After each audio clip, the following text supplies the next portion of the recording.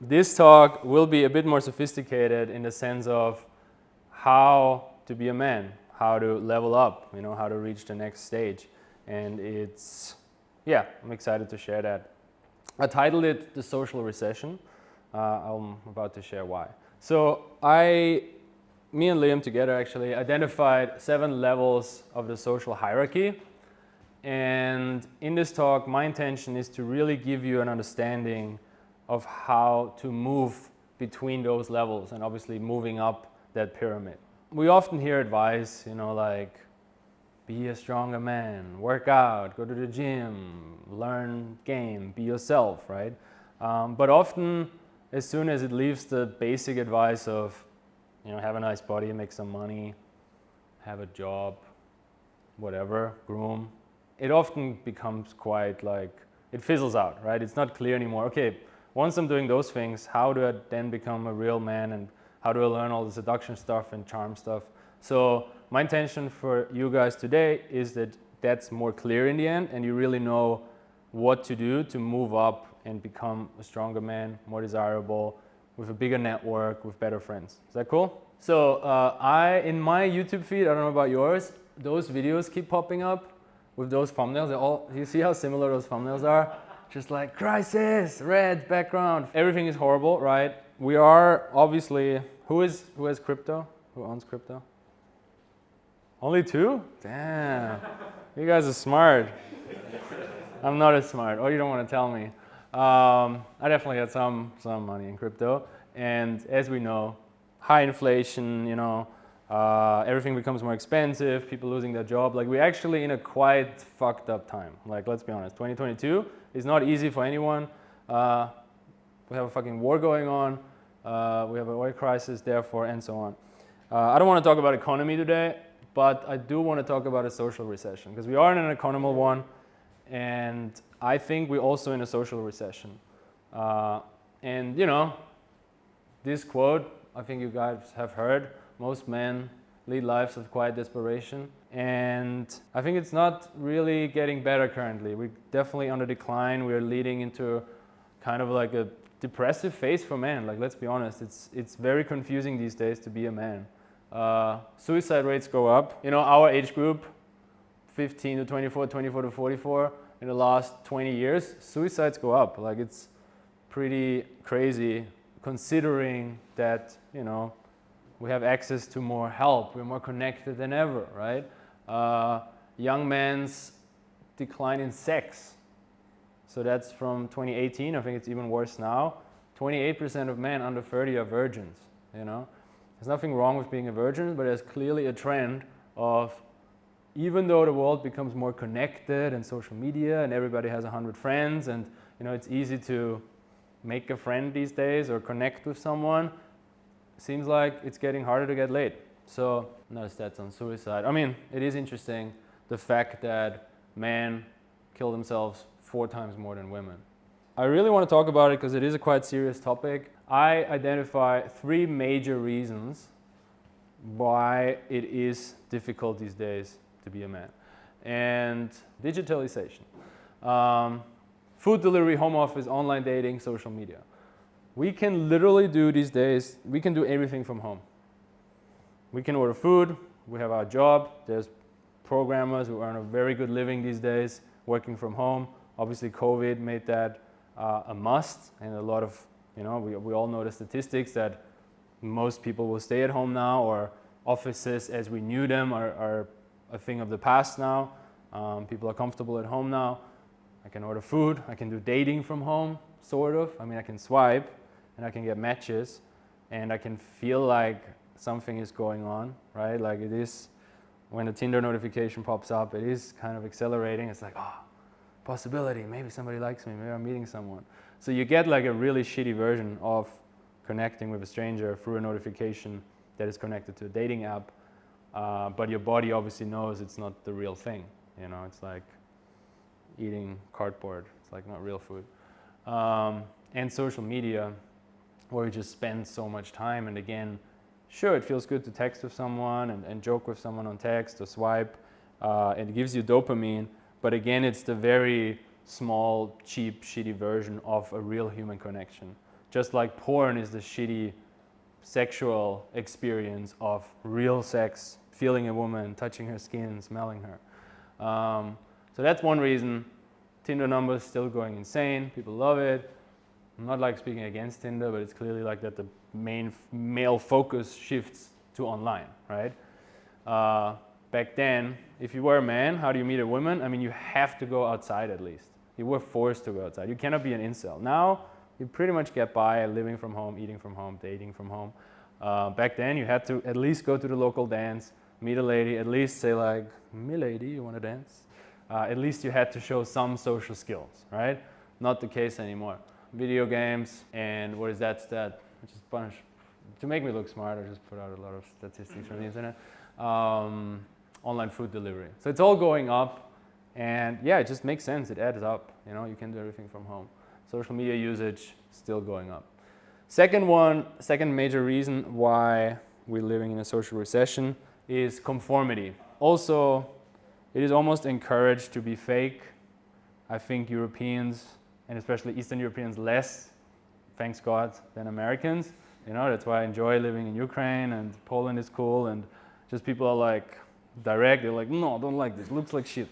I'm like, "Oh yeah, thank you. Thanks for being honest." Whereas in America, it's like, "Oh yeah, cool, Sal. You're having Saturday. Oh yeah, I'll bring that. It's so exciting. Oh cool, yeah." And then as soon as the Zoom ends, you're like, "Oh God." So it's clearly like everybody should fit in. Don't bump into anyone. And the problem with the other conformity thing is your friend circle and your echo chamber. Because of algorithms, everything I believe in, I don't know what that bias is, I think confirmation bias, your brain loves people more who already talk about the stuff you already believe in. You tend to research articles or whatever, or approve of things that you already approve of, right? And then YouTube, Instagram, they know this, so they show you stuff that you approve of. So you're like, yeah, exactly, yeah, Trump is cool, I told you, right? And then somebody who hates Trump is like, yeah, Trump is an asshole. And they both like think what they think is true because the algorithm feeds them what is true. So it leads to not thinking for yourself anymore, and that's obviously a problem. Your friend circle, same way. They don't want you really to pop out of it, but that's a topic for later. Just want to move on. Masks, I mean, let's be honest, we just lived through 2 years of insane isolation. You walk out the door, everybody's wearing a mask, you don't see faces anymore, you can't really approach anyone, you cannot shake the hand of some stranger because the virus, you know? So third reason, the globalization. Now, this is a tough one because back then, you know, if you're Jimmy from some village and there's 1,000 people in that village and you're a normal cool guy and you fix, I don't know, cars for a living or you install windows, you went, as I said, to the local dance, and then your competition, male competition, was other guys in that village, right? And the women there, their dating pool was men in that village. Now, it's fucking insane, you know? Like what basically was the industrial revolution for the economy now is kind of like a social revolution in the sense of Instagram turned the whole world into one village. And you know, I don't want to scare you with that or be like, it's so hard, but clearly the dating pool has massively shifted from a lot of different pods that I'm dating in to now I have to at least deal with the fact that if I have a very beautiful girlfriend or I'm into a very attractive woman, she will get offers and attention from literally all over the world. From men that I've never met, who are totally a different culture, who are way above my income bracket, right? And I'm not labeling it now, but it's clearly a fact, you know? Like my girlfriend literally gets messages from like the top rapper of Moscow and the guy who plays at Manchester United and stuff like, okay, he's on some social hierarchy, obviously high up. Does it mean he has game and he's, you know, confident and so on? I don't know, but clearly it's a fact, right? And that makes girls immediately realize their sexual market value. They know, same as Tinder, you pretty much immediately get feedback, what's your rank in that dating pool by swiping and knowing what to what you get. Girls are from the age of, really 12, 13, they know what's going on, right? They know I'm this hot, I can get this. Yeah, it just leads to, I think, the third reason for that social recession. Now, I asked my friends to send me some screenshots. It's not totally related, but it's kind of funny. So this is one girl. She's literally a virgin, by the way. She's like a 19-year-old virgin from Ukraine. I would like to be a sponsor.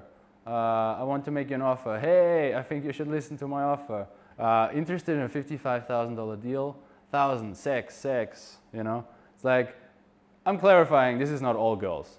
But literally, my friend circle of like bikini models who present themselves on social media as obviously a sexual object, I'm not saying that's every girl, they just get these fucking messages all the time, like on a daily basis.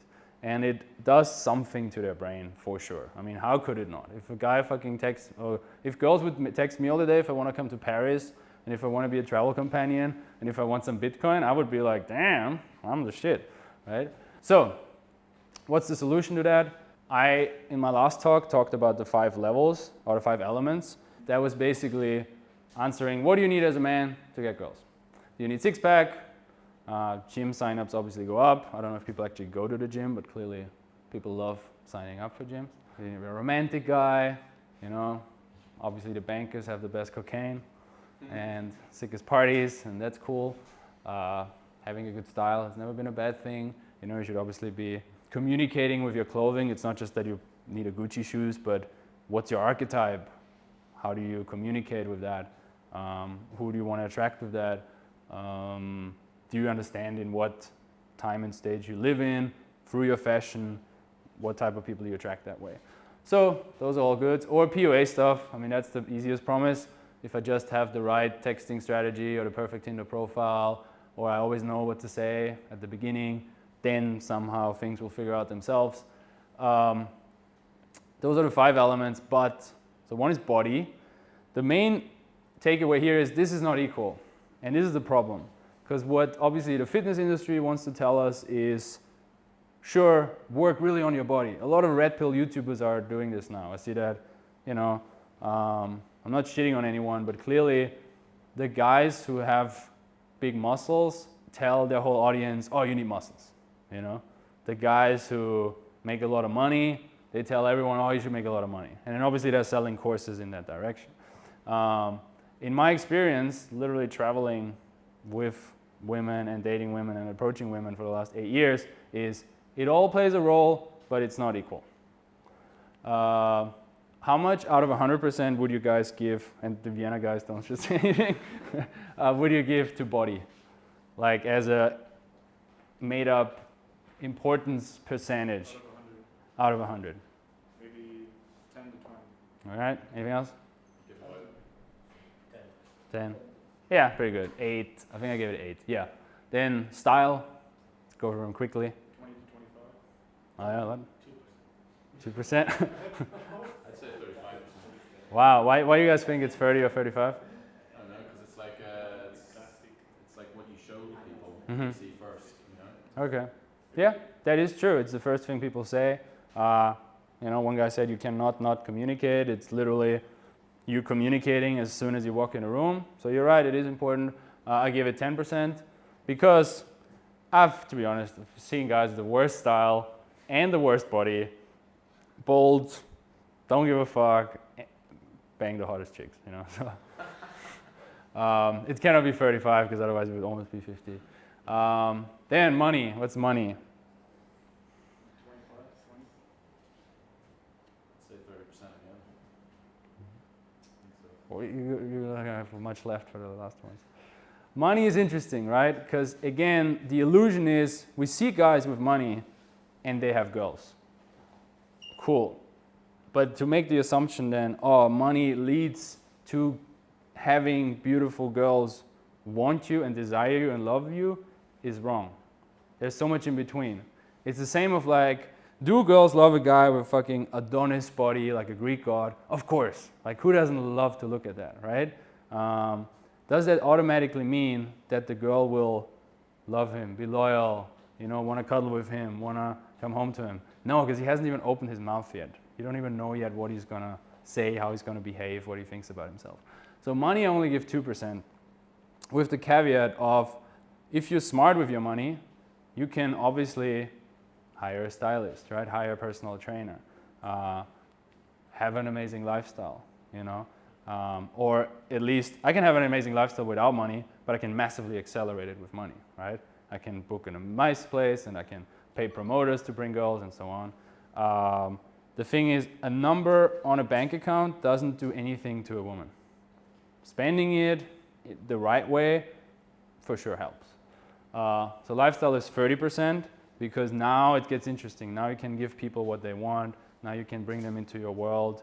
You can give them experiences. You can connect people through that, right? Quick example is, let's say this guy, he's a lawyer making whatever, $500,000 a year, versus this guy who is just some barista who's doing some freelancing video editing, you know. This guy works really hard, makes good money, has a whatever cool fashion, let's assume. Let's say he goes to the gym. But what is his environment? He goes to work, he's grinding, he's reading laws, he's solving cases, his coworkers are male, you know, maybe there's one cute secretary or one already married female lawyer. And then he goes home and he's exhausted from work. So sure, he makes good money, but this guy, he fucking, you know, half-time barista, not as much money, stretches a bit at yoga, cool, but he goes to the yoga class, he connects people there. He's telling the girls, hey, I got like employee discount at this cafe I work at, come by, I'll give you, you know, a latte for free. He works there, they say, hey, it's you, Jonas, whatever, yeah, here, what's up, sit there, no problem. After work, he sits down with them, he connects with them. He's just getting way more face time with women than the first guy, even though he chose the amazing career thing that's super attractive and so on. So literally by making some lifestyle decisions, which this guy could do if he would work a bit less, he's immediately getting way more lifestyle chances, attraction from girls, and just face time. And then the charm, he can practice that. Because charm is the last 50%, and it splits up in those 5 categories.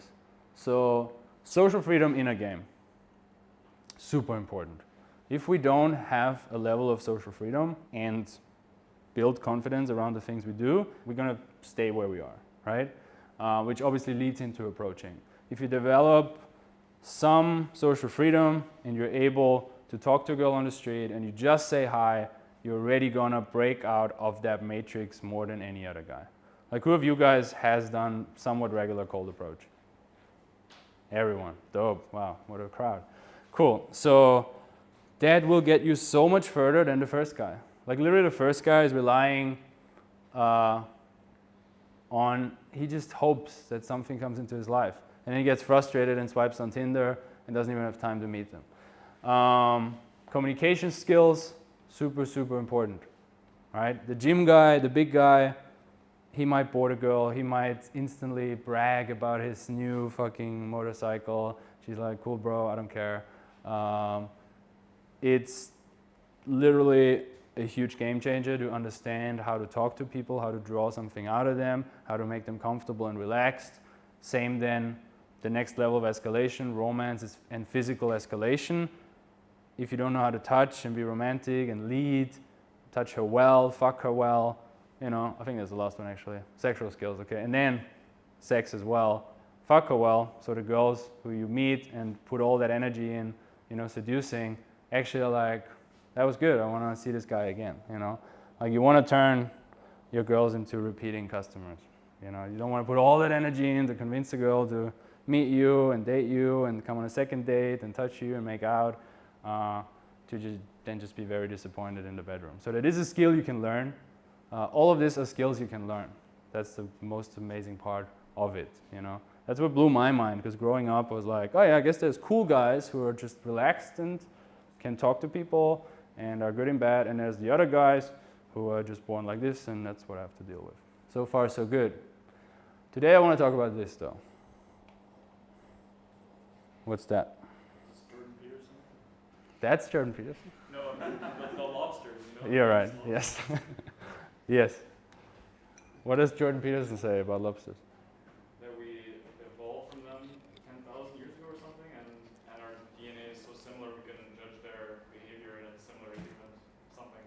Yeah, I think that's I mean, 10,000 years ago would be a very fast evolution. More like, I think 300 million years. Yeah. But you're on the right track. So, why am I talking about lobsters? Let's say it like this. Jordan Peterson obviously hits a chord with a lot of people. I mean, his audience is huge now, you know, and like him or not or whatever, everybody has opinions. He clearly hits a chord with certain things. And what he's saying about he says dominance hierarchies are, lobsters are old as fuck. Like they've been in the ocean. Oceans have been there even before trees. So they have been there before trees, literally, apparently. It sounds insane to me, but apparently lobsters were there before trees because they're in the water before anything on land even developed. And you can already observe lobsters fighting each other and creating dominance hierarchies. There's the alpha lobster, there's the beta lobster. They're fighting to level up, to level down, and the loser, that was the observation, loses serotonin after he lost. So they fight, the winner is the champ, the loser loses serotonin. He will become smaller, he will become more shy, he doesn't take as many risks anymore. And you can, and scientists did that, inject serotonin into the loser and instantly he's ready to fight again. So even in this like ancient thing, there's dominance hierarchies and there's a certain structure. So they do exist, right? Because a lot of the theory of, you know, whatever current news is like, oh, it's the capitalism, it's because of company structures, it's because of other whatever, social media and influencers and followers. Like social hierarchies clearly exist, if you like it or not. It can be challenging, it's going to be like, no, we should all be equal, you know, and I want that everybody gets the same, and you know, we have enough, and da-da-da. But it will always be the fact that there is guys who get more and better off and who outcompete each other. It's just, it's in our DNA. That's the point I'm trying to make. There's no like, sure, like, we should all have food and we should, you know, all that. I'm not questioning that, but it's clearly like there will be alphas and there will be beta males forever. The beautiful thing is we're not lobsters who are purely relying on, I don't know what makes an alpha lobster even, the big, I guess how big he is and how red he is. The beautiful thing about humans is we can work on so many different areas, right? The 5 elements I just showed you to level up. It takes work, but it's possible. And literally, as I said, right, humans, like Peterson also said, a guy who is very low in the social hierarchy and therefore has very low levels of serotonin and other like hormones is very similar to a depressed guy to an extent that you cannot really see the difference. So depression and being low in social hierarchy on a medical level is very similar. And I'm always a bit out of my expertise here, but that's how I understood it, and it makes sense. Like, again, it's for you guys, not for YouTube, but a guy who is going on parties every Friday, gets laid over the weekend, you know, has a bunch of buddies, has a gym buddy, probably is not going to blow up a school. He's not going to get a gun and kill everyone, right? Talking about school shootings in the US. Why are they going up so much? Because people are more isolated, they feel rejected. There's manifestos of guys who've done school shootings. It's like, the cheerleader rejected me and nobody respected me and da-da-da. Would be probably a better world if we didn't have that.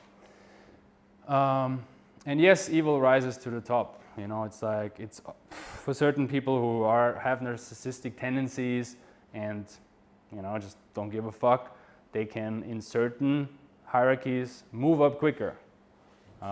That's often why the social and dominance hierarchies get a bad rep of like, it's evil to want power, it's evil to trying to be a leader and outcompete each other, you know? I'm not like this. I'm a nice guy. I want everybody to win. I want everybody to have a good life.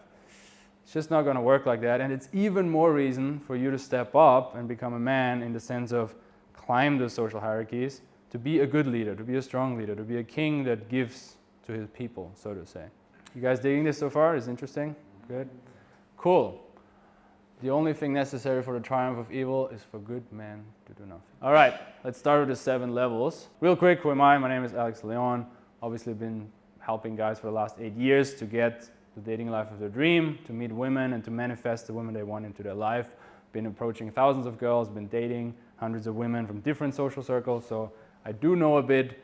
And the best part is I really love my life. I'm very happy in where I am. I'm very happy in my growth. And it gives me a position where I can really help guys to also move up. It wasn't always like this. This was me in 2014. I was cleaning toilets at Starbucks, which I actually chose deliberately because before that even, I was a total nerd, right? I couldn't talk to anyone. I was sitting behind a computer. The way I made my money back then was playing online poker. Another great example, you can do it from home. You can, it's basically playing chess online and you get your money to a bank account and I can order food. I don't even need to talk to a boss or an employer, so it's one of the most isolated things you can do. And I was like, that kind of sucks. I should at least get a job as a barista, like that one guy I showed you. Maybe I meet some ladies for that. Maybe I can put my WhatsApp number on a cup or something. I had some fantasy about that. And then later, this was last year, where it's a bit of a braggy photo, but I like putting it in for shop. Yeah, I gotta flex a bit. Come on. Obviously I'm doing something right in the sense of I'm assembling women and people and networks where people want to be. It is in the Maldives. I'm getting paid to sit there, by the way. I'm getting paid $2,000 a day to organize stuff like this. So, and the girls are not getting paid because they so much want to be there, even though others are offering them, what was it, Bitcoin and the exciting deal. And that's me now in a relationship. Which is even more challenging for me. It was very challenging to approach and move up those hierarchies. Now, new challenge is being in a relationship. Let's start. First level, the boy. This is what you get with a basic life. You're born into it. Not much you can do. You go to school. You don't have much power. Girls don't like you. You don't have much influence. You don't have powerful friends. Fair enough, right? We all got to start somewhere. That's how we're born. In school. Some people get bullied, some people don't. Some people have hardcore traumas, obviously, which will follow you for the rest of your life, or that you have to deal with stronger. Others have a more happy childhood. We all start out somewhere. I remember Anna, just when I was 15, 16, there was this girl in my class. And I don't know if you guys can resonate, but for the 2 years I was with her in that class, it was always oh, how can I get her? How maybe she moves in the apartment next to me one day. Maybe, at that school event, I can ask her to go over here with me and then I can really show her what a great guy I am. So your level of access and your funnel, so to say, is just so bad. All your attention goes on 1 or 2 or 3 girls. Which is fine, we're young. But girls in that age usually want to date older guys. Just like a girl who's 17, most of the time doesn't want to date a 17-year-old dude. Older and so on. It goes up for a couple of years. Fair enough. We're pretty dumb when we're 16 or 17. Can't blame them. My action step advice in that stage, not that you guys are in that stage at all anyway, but maybe somebody at home watching this video, is just say yes to more things, which is a general tip anyway. But in order to grow up as a man, saying yes to more is always good, right? If you wouldn't say yes to come to this talk, you wouldn't meet everyone else. If I wouldn't say yes giving this presentation, I couldn't, help people on YouTube, and so on. Saying yes is always good, and it's kind of the best thing you can do at this point. It's not like you have mad networks you can use. Now, sometimes we, even as grown men, feel like a boy, right? Horrible breakup, or the girl we really like says something horrible to us, or a big fight with our best friend, or we lose our job, or our business is failing, and we're like, what the fuck am I doing? Do I know anything about anything? Who can relate with that? Who is sometimes just seems like I'm a fucking idiot and I don't know anything about anything. I'm in this stage often, right? And that's okay, obviously. It's okay to feel shit sometimes. Конечно, of course. Just don't be sad for yourself whenever, because in that stage, nobody gives a fuck about you. It's just true. So get out of it as quick as possible in whatever way possible. Next level, the student.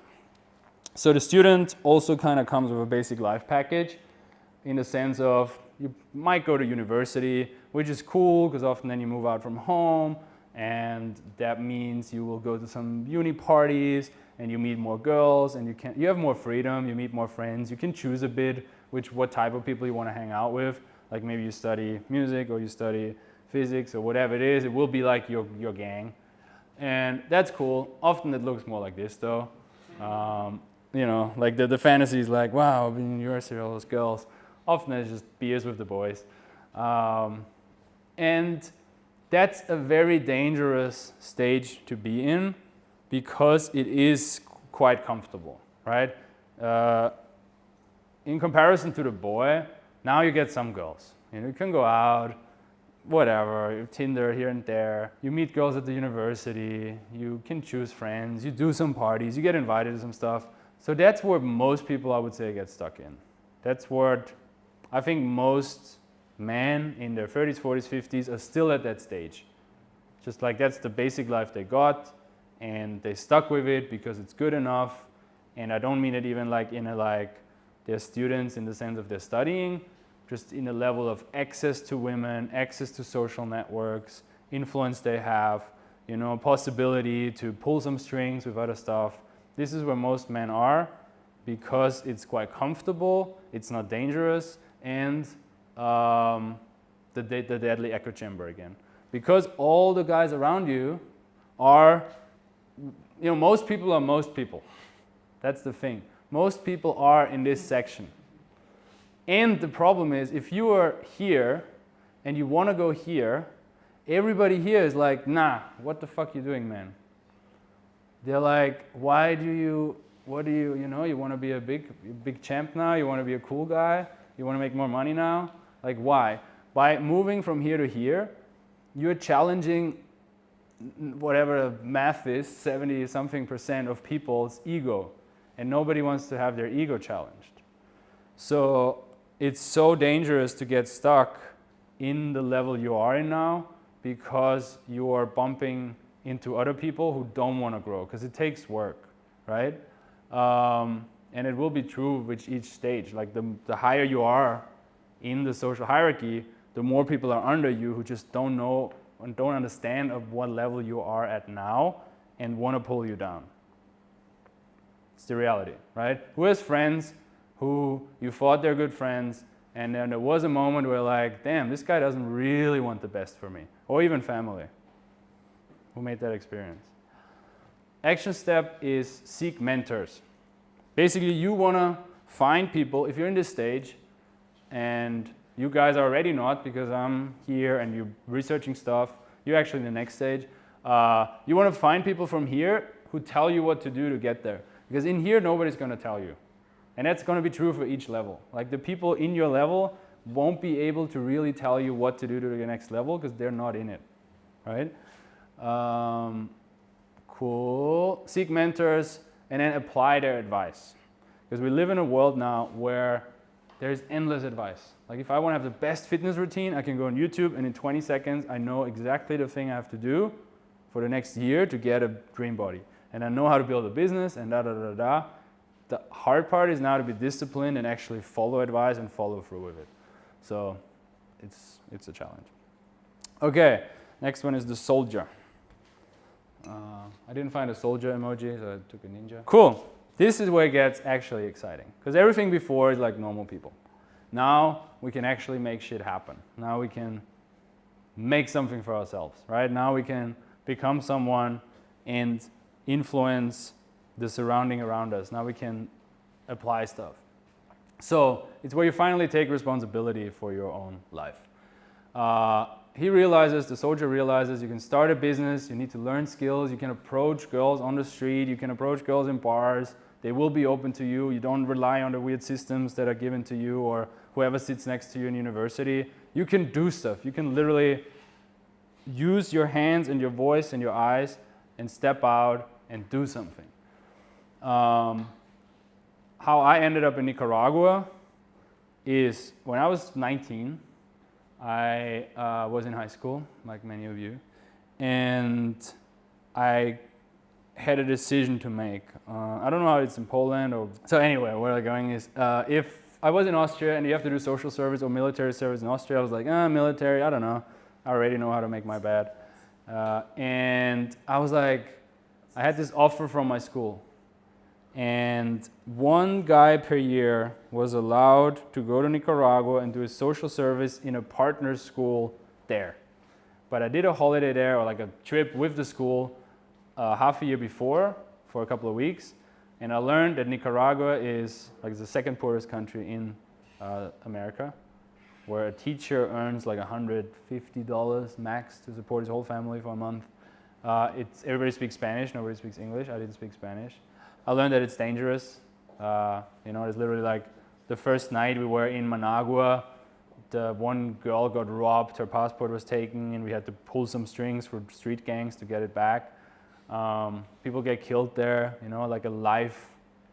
It's just different. It's like the third world, It's not like hospitals and doctors try everything to save every life. Just like, oh yeah, he got run over. Yeah, that's how he died, oh yeah, she had a bad birth or whatever. So I was like, damn, that sounds fucking rough. And maybe I should stay in Austria. But then, and I basically made my decision until one day I woke up. I don't know what it was, but I was like, what the fuck, Alex? What are you doing? Like, you have the chance to step out and make experiences on a way faster way that other people are not able to do. And all I had to say again was basically yes. Because like once I said yes, things just took its turn. Once you say yes to certain things, and I do believe in the fact that like the universe will give you certain offers, and it's your job to see them and say yes to. They will come. Every guy who's out and about has opportunities, but it's first of all you must recognize them and you must say yes to them. So I went to the teacher. I was like, yeah, sign me up. And then what followed was a year of insanity. Like it definitely leveled me up in the sense of understanding what's out there. Sure, I had a lot of fun with girls because I had a bit of a bonus being the white guy in a dark colored country and exotic and whatever, girls liked me. So even though I wasn't good at the approaching part of the charm or even social freedom, I was just in my group. I had some social freedom meeting people, and then I got introduced to girls. The main thing that I learned there though was that there are people who live completely different lives. You guys notice you're all from different countries, living in Poland or staying here or traveling. For me, that was a fucking revelation coming from Austria, 19 years old. All I'm thinking about is what school should I go to and where should I study. Understanding, oh my God, there's one guy, he sold his business and now he's traveling. There's this guy, he's running 2 Airbnbs and with that money he's chilling here. There's this guy, he's working online as a copywriter and he's helping out here. There's this guy, he's working 1 month in this hotel and then this and he moves on. So many different ways of people living lives, and that like blew my mind. It was amazing for me to understand I don't need to do what the people in my level tell me what the best thing to do is. Now, coming back to Vienna, I got pretty depressed because I was like, damn, I'm back to my old dudes and people, and all the girls are gone. My cool Nicaragua party salsa club friends are gone. What am I doing now? How am I going to meet people? And I heard of James Marshall by then. I saw his videos. I was super inspired. I was like, holy shit, you can be an introvert and you can still get laid, basically. You can be shy, you don't have to go to the club, and you can still say hi and some girls will like you. Like that was like, wow, nice, it's cool. But it was fucking hard. Like it was very difficult for me to start day game and approaching. And I knew, okay, I need a mentor. So I met James through sending him a message. I offered something to him. I'm gonna reveal the message now that I sent to James because I think it's valuable for you guys. It's cool to see like what I sent to him to get the job, right? To get into this thing. So that was the message. It's a joke. This is a joke. This is somebody sent me that on Tuesday. This is a bad example. Never pitch your mentor like this. It's like, I'm tired. I know you're busy, but can you give me time anyway? Because I want to learn from you. Thanks. That's how I get approached all the time. How James gets approached all the time. Please don't do this. Obviously, I offered solutions and the real story is I created a whole fucking plan of how I'm gonna take his business to the next level. through like media and website and said like, this doesn't work, you should do it like this, and here I prepared it, and so on. So if you approach a mentor, obviously you need to give value, right? So don't do this, it's just funny to put it in. I'm getting like a bunch of messages like this every time. I don't know how to react to them because I want to roast the people, because on the one hand, I guess it helps them that I roast them so they don't do it again. I should probably just create a copy-paste template. But that really helped me move up. So move up in the sense of giving myself the opportunity to meet more people, to meet more girls, to improve my social skills, and with that so many other things come, right? Because you can't go back to sleep after that. Once you understand it is possible to meet strangers and to, you know, like I filmed infield yesterday in Warsaw, and it's still like, it blows my mind. Like every time I'm on the street, and I'm just like, there's all those people walking with their like coffees and talking to their friend. And it's just like, wow, I can talk to those two people and like open a new chapter in my life and their life. Like, isn't that amazing? Isn't that crazy? How everybody's just like walking around, doing their thing in their box, and they have their mom and their dad. And then I'm coming in, I'm like, hello, I'm this guy from somewhere else. You want to meet me? You know? So it's pretty fucking crazy. The thing is, many skip this step. Most people, you guys are special for coming here and doing approaching already. Most people don't do it because of a little weird feeling in their stomach that you get when you're about to approach a stranger. Because, I mean, I don't know about for you guys, but it never went away for me. Like, I still feel something when I approach a stranger. You guys as well, right? Oh, thanks God. Sorry? Always feel it, because from my experience, I feel it mostly when I start. Yeah. Like, Oh, you mean in a session? Yeah. Yeah, that's true. It can be gone for some time. Let's say like this, it's always there, but it definitely gets less, and it just gets more fun. So at the beginning, I'm labeling as, is that something neutral or maybe even negative? And like, oh, I gotta do this thing, oh, I need to prove to myself, oh, I need to overcome the first one. And then I get in the flow, and it's still exciting. I'm still like, oh, wow, who is that? But it becomes something positive. It's a positive excitement. And I like that. I always want that I feel something. I don't want to be a robot who's just bumping into things. Most people want to skip this step because they have this fantasy of moving from level 2 to level 4. Basically skipping the soldier phase. The soldier phase can suck because you have to take responsibility, you have to learn new things. It's chaotic, you don't know what's the answer, you know? You're trying things you've never done before. And then later, the fourth stage will be the knight, who is more order, more stability. You wanna, not I'm saying that DJs are knights, by the way, I just like that photo represents something in the sense of people think, oh, if I become a DJ, or photographer, or businessman, or Lambo owner, or whatever, right? I can skip the hard part, which is figuring out social dynamics and communication and upsetting people and rejection, and I can directly go to this power position, elevated, and get attention, and don't need to deal with that. But obviously, like the best generals are the ones who were soldiers before, right? The best CEOs are the ones who started washing dishes in the kitchen, and they will get the most respect always. The dudes who started in the trenches. Same thing here. That's funny, those like Lambo gold digger jokes, because they evoke so many different emotions in us. Because on the one hand, it's like, oh, this stupid girl, she just likes money. And then another emotion is, oh, I'm smart, I know that it's fake and it's set up and he's just trying to get views. And another emotion is like, oh man, if I had a Lambo, everything would be easy. So I guess that's why they get so many different views, because they evoke so many different emotions. But it's the same principle of, if I have the car, I get this, but they're missing the black box. Let's do a little exercise on that topic, because you guys are here, so let's practice them. So find, wait, how many people are we? Yeah, you can do pairs of 2. So find a partner, say who is A or B. A, B. Wait, you together, so you must be maybe with him.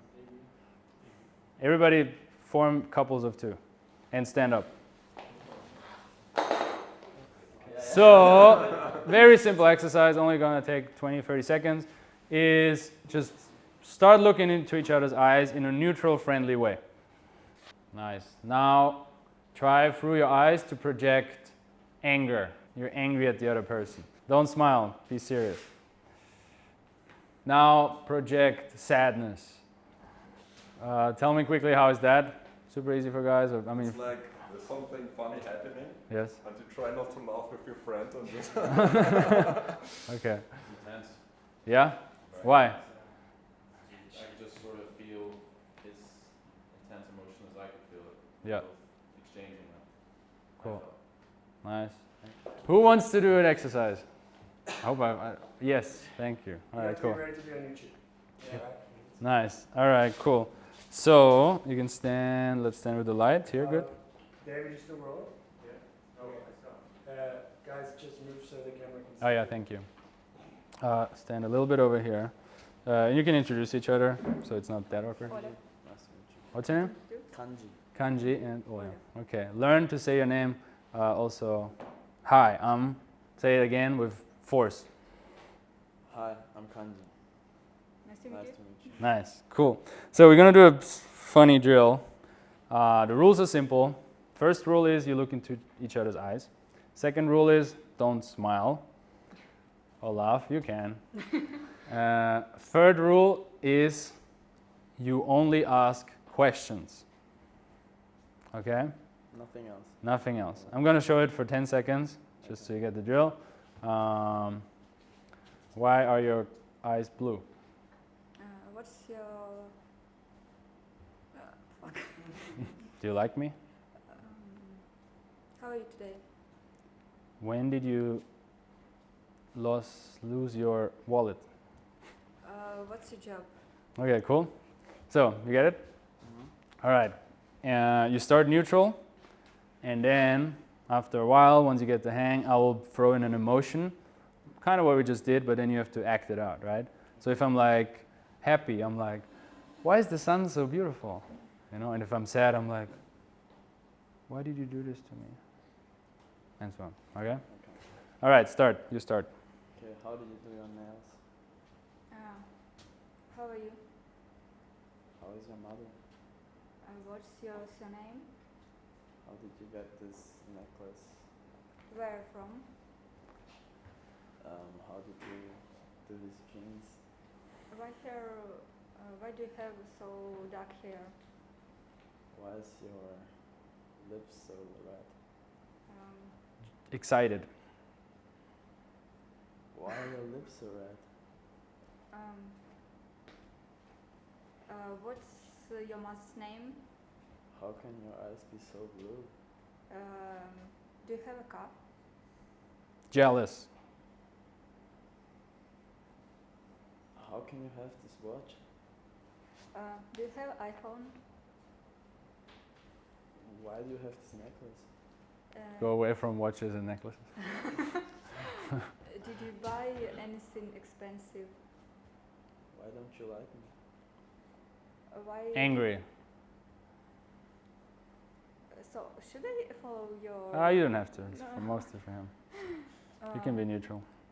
How is the box black? How many girls did you have? How is your approaching? That's not angry. Be angry. How is your approaching? What did you eat on breakfast? How is your eating nutrition? Do you like apples? What the fuck is wrong with you? Nice. All right, cool. Pause. Good. It gets way more intense in the workshops when some girls really get into it. They channel their anger for the ex-boyfriend onto the student. Okay, cool. How was that? Was interesting. You seem pretty chill. It's not that easy because, first of all, the habit is you always want to answer the question, especially if it's easy Yeah. things like, where are you from?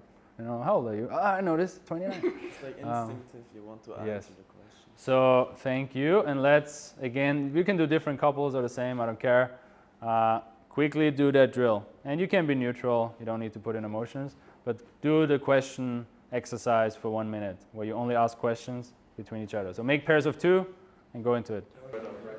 Why you like doing? Would you like to go for dinner.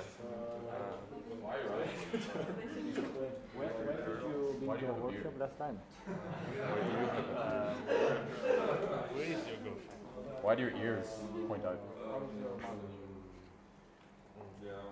Why do you wear a necklace? Why do you not shave your eyebrows?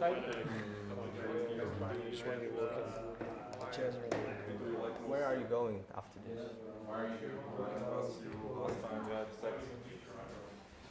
Cool. Anything? Very simple exercise. What came up for you guys?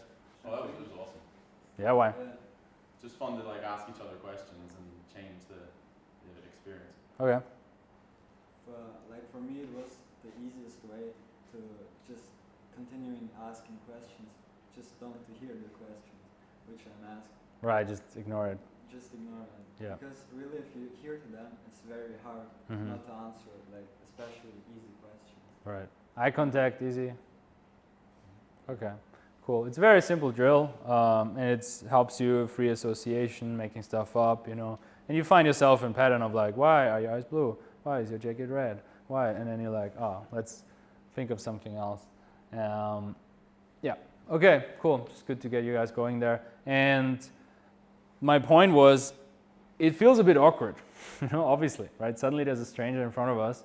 I don't know if all of you are strangers or were before, but like suddenly there's a stranger, I have to look him in the eyes, I have to ask him weird questions and kind of deal with it. Like there is awkwardness in that, there is awkwardness in an approach, and that what keeps just 99% of people from really going for what they want because of that weird tension. It's weird, but it's how it is. So the other thing is, when you're in the soldier phase, for the first time in your life, you will face resistance from your family, your friends, your cool bros, you know, your high school buddies, and it will always be like that, and you better get used to it if you level up. It's just how it is. It's, you know, literally like, that's why it's a pyramid and not a, I don't know, a square, because people move up and the people on the bottom don't really like that. Because now you're above them and you have more control, more power, more access, and that sucks for them because now they have to feel bad about themselves, and that's always going to go on. All the people who criticize me for anything are the ones below me on those hierarchies, right? It's the guys with less girls who say, oh, I'm superficial for trying to get girls. It's the guys who make less money who are like, oh, he's trying to make money, or money is so important for him. It's the guys with shit fashion who complain that I buy clothes or try to get tattoos or whatever. You know, it's always the guys with no tattoos who have the most opinions about having tattoos. And that kind of principle is true for all of those areas. That's the point, like all those people will criticize you. Not all, but you get the point. Now, in this stage, because the soldier is kind of alone, you know, he's trying to figure stuff out by himself, but he doesn't really understand yet. The most important part is to find a community and give value to the community, right? I mean, that's what I did with James. He was the community. He was the king in that community. He was basically on level 6. And I gave value. I found my community. You have to find your tribe. You have to find the people who are already in this section, right? Or who are all like on the verge of this, who are not here, who are not like there. You need to find people who are here. And that's why you're here today, I guess. You guys said networking, leveling up. This is what you have to do. You cannot figure shit out by yourself forever. It's just like, you're always gonna like stand on the shoulders of giants anyway. And if you try to figure everything out by yourself, it's just gonna take you forever. And you only have so much energy, you only have so much time, you only have so much money. So you might as well find somebody to collaborate with. Which brings me to the next section, which is the knight. Again, there was no knight emojis, so I took it. I don't know. I was like, I mean, because the point is the knight now forms communities, forms networks. One network could be a house party and you're dancing at the house party. So, my thinking. So the knight. Now the lone wolf finds his tribe. And this is important because, as I said, the lone wolf is a bit chaotic. The knight represents order, discipline, collaboration, and shared goals. Now, you want to be in a community and you want to give value to that community because you understand if we all stronger together, I will be stronger as well. If I give value to other people, they will give me value as well. You know, the day gamer kind of doesn't care. You know, sure, he wants to give value to the girl in general by being a cool guy, but really what he wants is get laid and get laid again and get laid again, you know. That's why a lot of pickup artists often also get stuck. You know, they just get stuck up in lay count and, you know, I approached the most there and da-da-da, and I banged the most girls and I got the most swipes and da-da-da. Doesn't really make you grow as a man, you know. Like, after a certain lay count, you're not becoming a stronger man by having fucked more women, you know. It's like clearly like a diminishing return. And true for so many other things, you know, like once you have a certain amount of money, it doesn't really matter anymore. If you have 20 million or 200 million, it doesn't make a difference. Like, what are you gonna buy? And this could be as simple as having a gym buddy, you know? Like, obviously I'm speaking in those mystical terms of knight and soldier and da-da-da. Like, literally, if you and you go to the gym together and you're like, hey, every day we go at 9 a.m. and you keep each other accountable, you're both knights. You're both in a group where you benefit from each other's discipline, where you benefit from each other being there, you know? Super important. And the other beautiful thing is, gym buddy, wingman, business partner, house parties, that's like typical examples. That's like the next stage. That's where guys kind of get lost, because they're like, okay, I'm here, what do I do now? Do I watch a course, or do I, you know, something? It can be literally as simple as have guys who will keep you accountable in those areas of your life to get to the next level. And if you're stuck in something, ask yourself, why am I stuck and what could I do to get unstuck? Who can I bring into my life and where could I give value to get to the next level in that area? I have a Discord that I started, which is free. So that's one start, right? Because obviously the people who watch our videos, the Natural Lifestyles videos, are a special type of people, right? They are soldiers, they're knights, they want to make shit happen. Some of you guys are in LDA, you want to build networks. I thought I'd make a free Discord because it's a nice platform to talk about different topics, to motivate each other. In there, there's a live there's one channel where when you're out day gaming, you can post and like, hey, I'm about to do it. And other guys can respond, good luck. Hey, I just talked to a girl. Just like that community aspect is really important, you know. Having a wingman makes it exponentially easier because you can like approach a girl, she's like, and you're gonna cringe, and then you go back to your buddy and he's like, that was good. Good, right? It's like the hardest part of day game is dealing with the cringe right after rejection, right? And a wingman just like dissolves that easily. So if you guys are interested in that Discord, just send me an email after, I'll join you. So the other beautiful thing is knights now only want to work with other knights or soldiers. You know, you're suddenly in a level now where you don't accept people anymore who are just value suckers, who don't have their shit straight, who don't really know what they want. Like, as you level up the ranks, you just have to say no to other people, you know? You have to say no to the people that say, hey, do you have some time for a coffee? I'm like, no, I don't. Like, I don't. I'm like, I'm on another level, bro. Like, sorry, but I can't. The thing is, it becomes so much stronger that way. There's no loose links, right? Knights test each other, they add value to the group, and they build trust with each other. You need to be able to trust your bros. And if your bros understand that by me giving value, I'm making the whole network stronger, which makes me stronger, it's way easier to build trust with such people than who are like, oh, what can I get out of this? Yeah, they want to build an exclusive club. They know that, they know we're better than 90% of people. And we say it proudly. And it's how it is because the hierarchy exists, too bad. Versus a lot of normies who are like, everybody's equal, we should all get the same, and da-da-da. It's just like, no, it doesn't work like that. There will always be people who work harder to get somewhere. So we obviously don't discriminate on race, gender, or religion, but we do discriminate based on dedication, focus, hard work, taking risks, trusting each other, you know? Those are good things you can discriminate people on. If somebody slacks off, you can call him out on that. That's what knights do to each other.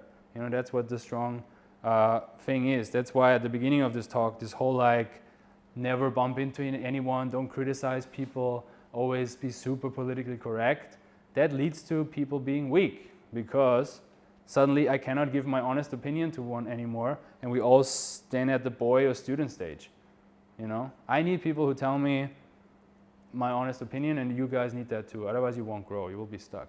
Recipe for a house party, because you want to bring it back to the real world. Imagine kind of two scenarios, right? You're creating a house party. Who's been in a growth house, a TNL growth house before? David has. You have. Okay, cool. Or some form, Adam. And it's kind of like, imagine you're doing a house party, and it's you and your 3 buddies, right? 3 dudes. And it's like, okay, you need a venue, you need drinks, music, a good ratio. So it's not just the boys and the beers. Lighting is nice, and security. If it's a bigger party, and I'll explain. Now imagine your bros are like student kind of level, and they just wanna, they just wanna have a party, and they hope to bang a chick or whatever, and they don't really care about anything. They wanna save money here. Like, what's the scenario of all those, if the guys are just like not really committed? The venue will be some cheap place. The drinks, they're like, oh, we can just get beers, it's cheaper. The music will come from like a shitty speaker or like a laptop.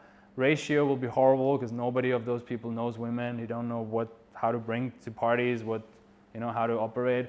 Versus nights who are like, all right, let's make a cool event. Let's think how we can all benefit from that, how we can create a great example and a great experience for anybody attending.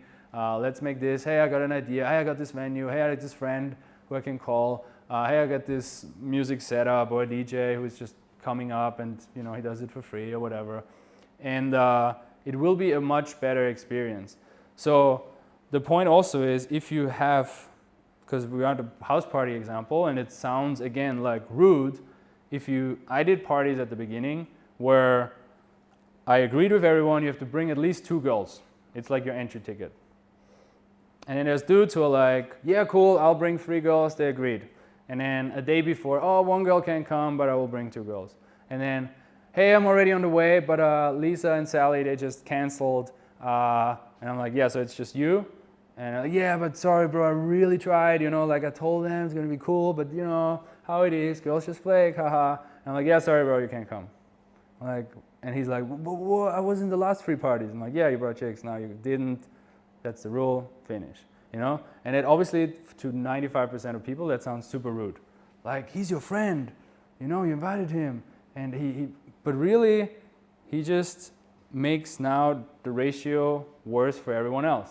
And again, you could say, oh, it's not only about the ratio, it's about being together and making friends and having good conversations. And like, yeah, okay, if you want to have a conversation, we can have a Zoom meeting, you can call me on WhatsApp, can chat. But if I create a house party and the goal is to be around women and to learn that and to know what it is, and this is the rule, then this is the rule. And you have to enforce that, and other nights and above will accept that. It will be like, oh yeah, makes sense, cool, I get it. And other people will be like, what an asshole. Who does he think he is, So get used to that as well. Robbie, when he was invited to a wedding or a birthday. Yeah, so Robbie, our lifestyle mentor, basically, who was he's the reason I moved to Kiev. He's the reason we started working with Playboy Ukraine and started Tilted. He's kind of like the godfather of that. He told the story of his best friend invited him to his birthday party, right? Best friend birthday. Robbie was invited, and then Robbie was in the same situation that he wanted to bring girls, but they flaked. And then Robbie didn't go to the party. And we're like, what is your best friend? Why you don't go to his birthday? And he's like, what is that for a present? Like bringing another dick? What a shitty birthday present, So he drives that principle obviously to the extreme. Sure, if he's your buddy and he's like, no, bro, no problem, you should come. But he lives and dies by that principle so hard that he wouldn't go to a party if he doesn't come with girls. Just as a funny story. No, his name is Robbie Kramer. He's also a dating coach from New York, and I guess now, he's covering a lot of topics. He originally taught in New York, then moved to Ukraine a couple of years ago. Now obviously had to leave Ukraine as well, so he's back in the US with his fiance from Ukraine. So he also came full circle of day gamer, fuckboy, club guy, promoter, Playboy, lifestyle, travel dude, now getting married monogamously. And he had like multiple relationship and orgies and swinger clubs and just full circle of did all the stuff and now realized I want to have one beautiful girl. We bring it back to building a social circle with girls is important because everything else, it's like, be proud to say that. Be proud to be like, yeah, I want to have more girls in my life. I want to level up in this way. Because it's very easy to be shut down in that sense, or it's superficial, or it's da-da-da, why do you only care about that? Just like, yeah, that's what I want to do right now. I want to learn about that. And I'm building this because of that. I'm getting shit all the time, of course, from like, build a whole company tilted just to get girls. I'm like, yeah. So, which gets us to the next stage.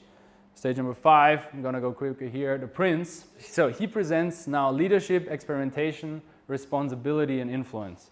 So before we kind of like, okay, we got our bros and that's all cool. Now the prince understands I need to level up a bit. I need to be responsible. I need to take on responsibility. I need to try some things out and I need to take leadership mainly and kind of influence those people inside it. Who has seen The Lion King? Everybody, almost everybody. So, his father dies tragically and he leaves or gets kicked out of the kingdom. He's all by himself. So he's kind of like faced with this crazy reality of like, who am I? What should I do? Am I going to be a boy forever? But he turns into the soldier. He's like, no, I have to take responsibility. I have to go out and become a man, so to say. And, obviously that's the reason why those stories resonate so much with us because it's literally in our DNA. And he's like, all right, I need to find other bros. So he's finding his buddies and he's like becoming a knight and he's like, all right, I need to get the kingdom back. I need to go back. I need to become a prince, win over the kingdom again, take on responsibility, take leadership. Otherwise, who is going to do it? So that's kind of like the situation where, again, it becomes more chaotic, right? We talked about the soldier is more chaotic because student is easy. You have your life, things work, you do your little job, you make your money, everything is in order. Now you have a soldier, now you have to deal with rejection and so on. Then again, you have a little bros and buddies. Cool. Now again, you're in a state of like chaos. You try new things out. People will criticize you. You fail. You start a business. People call you crazy. People call you dumb. There's criticism. Again, from the people who just haven't tried it out. Yeah, that's that. So to bring it back to reality, what does that mean in the real world? This can literally just mean like a dude who's like, hey, how about we do sunset drinks? I know this nice spot. I organize this. I know this friend with a guitar. Let's go there, have a nice evening, Or the guy who creates growth houses, who is like actively trying to bring people together, to all grow in this different direction. Tattoo artist who just has a studio, he's combining different tattoo artists, they are doing exhibitions, and cyclist on Instagram, like just to bring it really back to a very basic thing. It could be just a guy who likes cycling, who also puts stuff on Instagram, promoting movement, promoting health, promoting cycling to work versus taking cars, who promotes, reduce your carbon footprint and so on. So he's a guy who builds a community and shares it and tries to make the community better in that sense and represents that community, right? So he's kind of the guy when you walk into someone, now he's the known guy, right? His reputation is kind of preceding him. And you guys should strive up to that level in certain areas, right? Doesn't mean you need to have a big brand or a big following or be a big influencer, but ask yourself, where in your life can you take a little more leadership and bring your bros in, right? And guide them to the next level. Women obviously notice this because, again, the same principle is true. The same principle is true for princes in the sense of they're surrounded by knights and other princes. They respect each other. Girls are attracted to that. And now it's interesting for girls. I'm bringing people together. Another brag photo, sorry. They're bringing people together and they're bringing, as we said before, the knights, we said they trust each other, right? They build trust. The guys around me, I trust them 100% with my girls, And the dudes around me trust me with their girls. Like right now, my girlfriend she just landed in Dubai because I'm going to see her tomorrow in Budapest, and she's staying one night in a guy's apartment. because he's, you know, the flights did work out that way. And she's my girlfriend, and he's a cool dude, you know, has way more money than me, and da-da-da, and I know it will be fine. And my other buddy, Iman, I don't know if you know him from online, you know, I was 1 month with his girlfriend in a villa in Cape Town, because he trusts me that I'm obviously not going to make a move on his girlfriend or ex-girlfriend. So suddenly this is great for women as well, because she wants to be in a situation where I'm like, yeah, hey, David is going to pick you up from the airport and bring you there, and then you're going to stay there. She's like, okay, cool. If it's Alex's friend, he's going to be cool. He's going to be relaxed. I feel safe, right?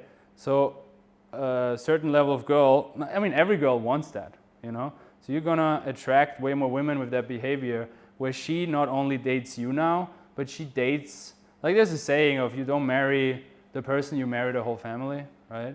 It's the same thing. You don't date only the person, you date this whole network. And you want to have a network of guys who you can trust with your girl, they trust with your girl, and just where there's a common shared trust, because again, it's better for everyone, okay? So girls are obviously attracted to princes because they're surrounded by high-level dudes. Almost final one is the king.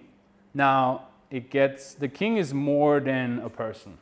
A king could be dead and his legacy lives on.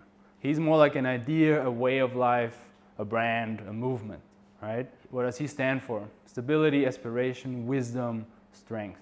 There's a level 7, which I'm going to share, but this is what you should really strive for, of like, be the king. Again, we went from the prince, chaotic, now we're again having order. We tested things, we know what's going to work, what's not working. We know what makes people around us feel good and better and move up. And now we're going to do that more and more, you know. Real life examples again. Liam wanted me to put in Liver King because we're trying this liver diet. You know, he's obviously a great marketer. Maybe he takes steroids, whatever. Obviously he wants to sell his supplements. I'm aware of that. But clearly he's not just a guy at a farm eating liver, right?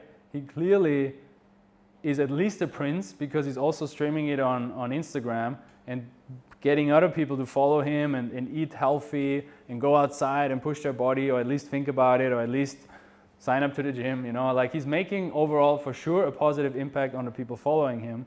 And not only is he the prince, he's also a king, because now he's not even in the room, and Liam and me still try to do his diet. He didn't tell us that directly. He didn't, you know, he's not our direct buddy in our direct social circle. I'm telling you guys, hey, try raw liver.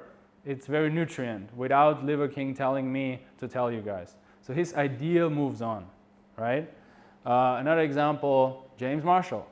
Like, he's not in the room, but we're here because I work for the Natural Lifestyles. James doesn't even know this talk is happening today. You know, you guys came from my Instagram that was created because I work for James. His idea goes on, and he represents ideas like, hey, you can be introverted. I mean, who is introverted or introverted tendencies in this room? You know, more than basically almost everyone. So clearly that message resonates with you guys. Authentic seduction, you know, no fake tricks, no tactics, no weird ABC, whatever, scripts. Be authentic, say hi, show who you are, see if she likes you. Renaissance man, be a modern man, but also culture, charm, poems, music, raw introspection, you know, really think about yourself, think things through. It's not always, you're the strong man, you need to be strong. It's like, sometimes cry, sometimes deal with your traumas, get a therapist. So his whole idea lives on, you know. I mean, he's not dead, but will live on and lives in his room without him being here. Wim Hof, same thing, you know, like 30 years ago, nobody was talking about ice baths, but for sure people already knew that ice baths are good. Like, all those ideas are not new. Like, go outside, lift weights, eat healthy, like, wow, amazing, right? It's nothing new, but there's still always kings. That's kind of the beauty of it. You don't need to reinvent anything, who live on, their ideas motivate people over and over again. And then Playboy tilted, you know. Obviously the outcome here is not live a healthy lifestyle, but quite the opposite. You know, live hedonistic, be free, fuck it, explore your sexuality, be open-minded, create, you know, try things out, meet new people. The idea of Playboy and Tilted, I don't know who knows Tilted? Okay, everyone, cool. it's the same thing, you know, it's just Tilted is my version of Playboy. Clearly people resonate with it, you know, girls get a tattoo of the Playboy logo, judge them or not, I love it. It's like, and Tilted logos, yes, a lot of people have this logo, like 15 people had that tattoo already on their skin because they're like, I love this community, I feel good here, I feel free here, I don't feel judged here, and the same with Playboy. So the idea moves on. There's now friendships in different cities of girls that I never met, they haven't met me, and they becoming friends, they're doing cool stuff because of this. So everyone should strive to become a king, and it starts in your own mind. You know, I think the purpose of this talk mainly was to show you guys it's not this super big thing and you have to become this huge influencer to lead people. Like, it can be like you and two buddies who say, we go to the gym and do this. Hey, we work on this now. Hey, we go day game together. And then, hey, how about we do it here? Hey, how about we do a growth house? Hey, how about we also post our experiences on a forum or on our Discord, sign up, and share and inspire others to do that, you know?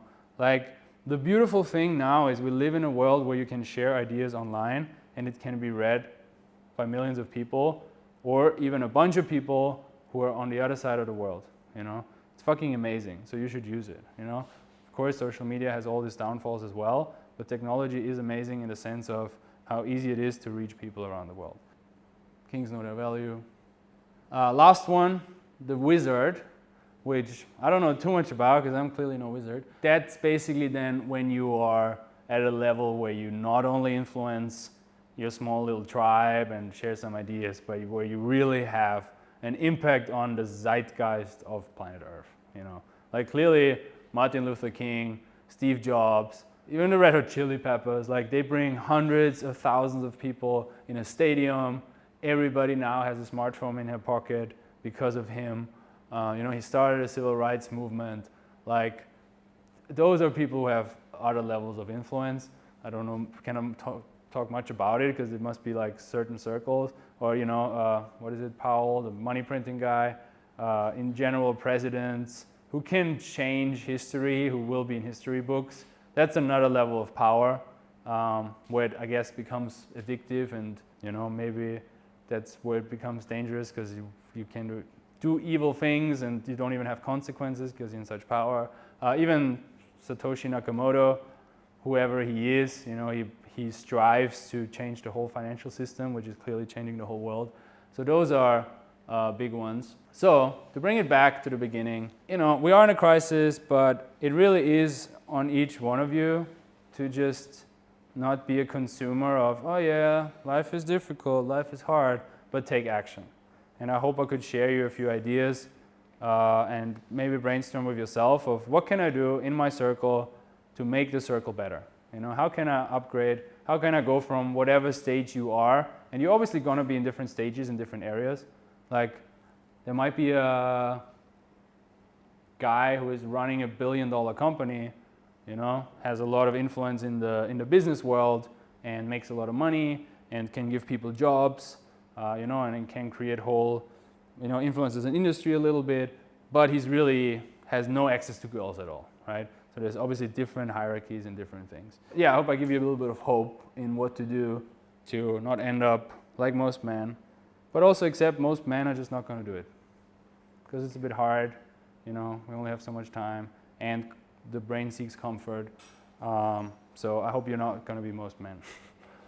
I hope you guys are going to be here because my intention is to build a network of amazing dudes. I want to be older, and I know I have friends around the world who can make shit happen, who I can rely on. If my girlfriend flies in some airport, she can stay there for a night. I'll do the same for him. We can go for dinner, We can build cool shit. That's my intention. I started it, as I said, finding a mentor, and it was kind of like, for me, it's so interesting to explore those levels one by one, and I wish I had someone at the beginning who laid it out that way, because it took me many years to understand, okay, who am I? Oh yeah, cool. In a way, I found mentors in Nicaragua who were like, hey, you can live differently. Really? Yeah, oh, cool. And then I found a mentor in James Marshall. Hey, you can talk to girls and it's going to be fine. Some of them will even kiss you on the lips. Really? Yeah, wow, cool. And it was like this little hill I discovered, and I walked up the hill and I look out and I'm like, damn, there's a bigger mountain. You know, and then meeting other cool dudes like Shay, becoming good at day game, and so on. As I learned more, damn, you can fucking do this. You can create this. I can do a house party where it's like a lot of girls, they just show up. And I can make that out of my brain. It's insane. I can brag to a bunch of guys with this. I can get a hot girlfriend, the one that I before, you know, was like, oh, she's a magazine model or whatever. And I can make her kind of like, she likes me for who I am, you know, without all the other shit that land in her Instagram, because I worked on my charm and I worked on all those other dynamics, and I am surrounded by cool guys, and I am surrounded by knights and soldiers, and she appreciates that and all the other things I shared. That's really cool, you know. Obviously it took me many years to understand that. That's why I wanted to share it with you guys. It is totally possible. So that's my mission. Yeah, I basically want to help you guys have fulfilling relationships. That's kind of like, if I would have to ever put everything in one sentence, have good relationship with yourself, that's where it starts, then with your family, with your friends, and then that will turn you into a seductive, attractive guy, and then you can have healthy relationship with your lovers, one day your wife if you want to get married, whatever. So my offer to you is, that's that. I hope that was helpful. Let's take a break. Thanks for listening, first of all. Thanks for coming here again. I hope that was useful. Let's take a short break, and then if you have questions, me and Liam answer all your questions. All right, thanks.